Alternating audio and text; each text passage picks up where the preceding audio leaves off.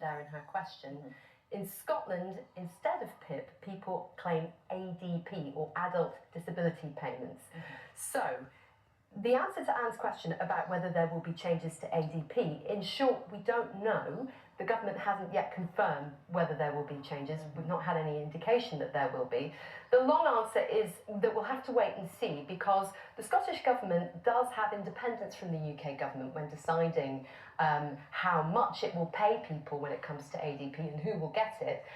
But also bear in mind that actually the Scottish Government does get funding from the UK Government for its public spending. That's known as the Holyrood Block Grant. That actually got cut in the Spring Statement. So the Scottish Government may need to find savings in its spending. They may choose to apply that to the ADP, or they may apply those cuts elsewhere. We're not quite sure yet, though. As I said before, we haven't had any indication that there will be any change to the ADP.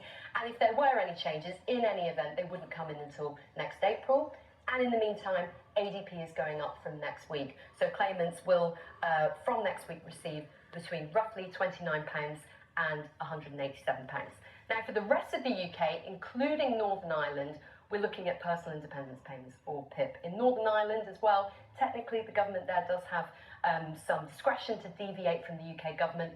In practice, it usually doesn't, but we'll have to wait and see there. So for now, let's assume that these changes will be going ahead in the rest of the UK. Really important thing to say up front, nothing is changing until November 2026. Yeah.